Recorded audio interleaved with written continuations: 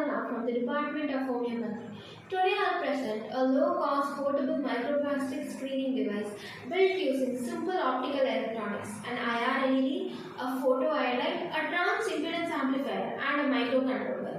The idea is to give researchers and field teams a fast, fluid tool to screen water samples for the presence of microplastic before sending them for lab confirmation. Hardware. What is in the box? Let me run through the hardware used in the prototype and why I chose each component. The first one is IR LED, which is 940 nanometer size. I used a 940 nanometer infrared LED as the primary light source. Near IR is useful because many common plastics reflect and scatter IR differently than organic debris and dirt.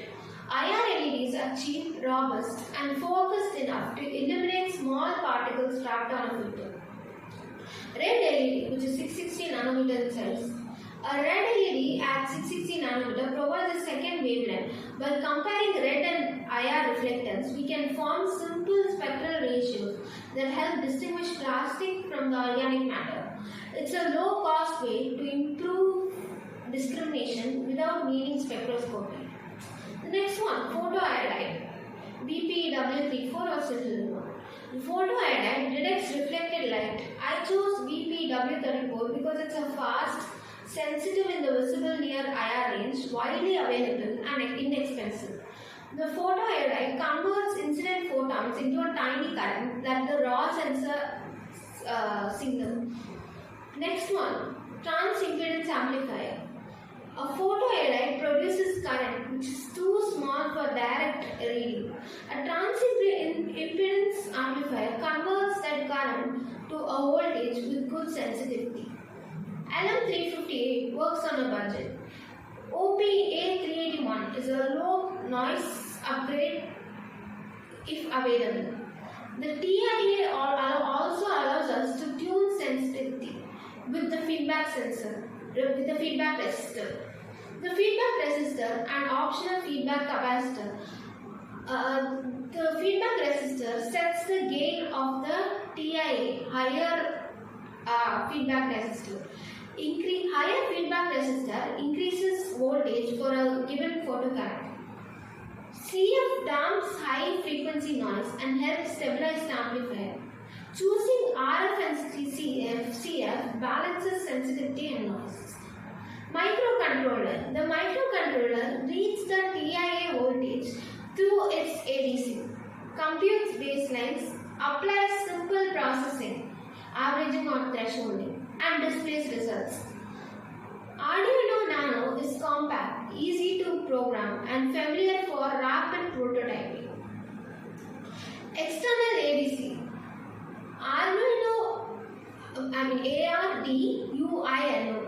Arduino's built-in ADC is okay, but an AD51115 gives higher resolution. Helpful when microplastic signals are small and you need better sensitivity in the voltage readings. Filter membrane. Filter membrane, this is where microplastics are trapped. The pore size defines the particle size rating. 20 to 50 μm captures a meaningful range while still being easy to filter in the field. Dark chamber or enclosed and filter holder. A metal black light type box prevents ambient light from corrupting readings. A repeatable filter holder fixes the geometry between LED filter and a photoiodide. Reproducibility is key. Power and MISC. Simple power options make the device portable. Use short wires and a stable supply to reduce noise. Why these parts? These parts are chosen for cost, availability and function. LEDs and photoiodides give rapid optical contrast between plastics and non-plastic. The TIA let us convert faint photocurrents into readable voltages. The microcontroller handles simple signal processing and portability. Together they form a frugal field deployable sensor that gives immediate screening results at a tiny fraction of the cost of FTIR or Raman equipment. How the project actually works, step by step I'll explain now. Here's the end-to-end process from water sample to result. Sample collection and filtration. We collect a water sample from the field, river, pond, tap water and pass it through a filter membrane. Microplastic particles larger than the filter post get trapped on the membrane surface. Place the filter in the direction chamber. The filter is mounted in a holder inside a dark metal black chamber. Fixed geometry between LED, filter and a photoiodide is crucial for repeatable signals. Illumination. The LED is turned on to illuminate the trapped particles. If running multi-wavelength cycles, we power each LED individually and capture separate readings. Optical direction. The photoiodide measures the reflected or optionally transmitted light intensity. Plastics typically show different reflectance patterns compared to organic or sand under IR or red illumination. Signal conversion. The tiny photocurrent from the photoiodide feeds the trans-impedance amplifier, which converts it to a voltage signal proportional to light intensity. Digitization and processing. The microcontroller's ADC reads the voltage. We first take a baseline measurement using a blank filter. For each test filter, we compute different readings. Difference meaning reading minus baseline, and apply simple thresholds or ratios to determine presence of plastics. Averaging and a rolling median reduces noise. Output. The device displays a simple message: plastic detected or no significant plastic, and optionally a concentration index derived from calibration curves. Prototype build, step by step. Now I'll explain exactly how I'll build the prototype. The steps I follow so you can reproduce it or present it in the demo. Procure components and plan layout. Order IR and red LEDs, BPW34 photoiodide, LM358 or OPA381, Arduino Nano optional 85115, filter membrane and materials for the chamber and filter holder. Design the enclosure and filter holder. Make a dark box from cardboard painted matte black or 3D print a compact enclosure. Design a simple snap-in holder for the filter disc so it always sits at the same location. Design a simple snap-in holder for the filter disc so it always sits at the same location and angle relative to LED and photoiodide. Assemble the optical bench. Mount the LED and photoiodide on small PCBs or standoffs.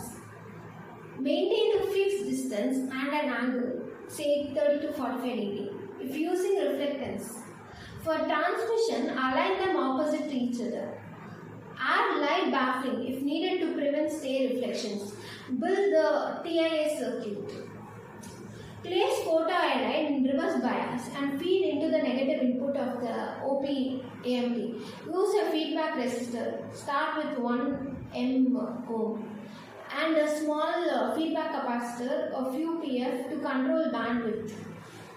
Test TIA response with a known light source and adjust RF until readings fall into the ADC input range without saturation.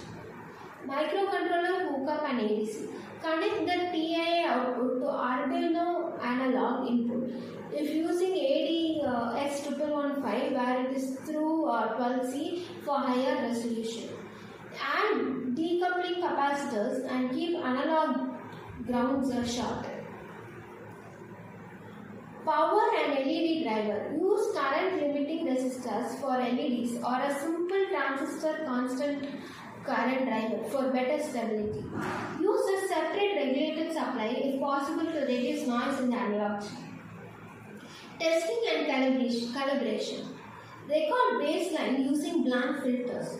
Test with spike samples and interference. Build calibration curves and determine threshold values for detection. Make the demo robust. Prepare multiple pre-filtered samples for quick switching during demo. Carry spare filters, batteries and a printed quick start sheet with baseline numbers. Measurement and validation strategy. To validate the device, I will do blank tests, spike positive controls with shredded PET, PP or PE at known concentrations and to validate the device, I will do blank tests, spiked positive controls with shredded PET, PP or PE at known concentrations and interference tests using sand and organic matter. For each condition, I will run multiple repeats to quantify variability and produce a calibration curve. The curve allows us to map the measured signal to an appropriate concentration index, useful for comparative field surveys even if absolute quantification is approximate. Limitations and honest caveats. It's important to be clear about limitations. The device is a screening tool. It cannot identify polymer chemistry like FTIR or Raman. It can produce false positives with highly reflective inorganics and sensitivity. Depends on particle size and filter efficiency. That said, it's designed to be fast, cheap and useful for triage. When to send samples for detailed lab analysis. Demo and presentation tips. Always show a blank baseline first, then a positive sample. The contrast is convincing. Show a sample graph for ADC versus concentration. Keep the chamber in view and show how you mount a filter. If possible, show the filter under a phone camera to let the audience see trapped particles. Now, the closing part. To conclude, this project leverages simple, well-understood, easy building blocks to deliver a frugal microplastic screening tool. And the hardware choices are deliberate, low cost, accessible and functional for field use. The prototype is straightforward to build, easy to test and provides immediate actionable screening results. I am happy to take questions or if time permits run a live demo.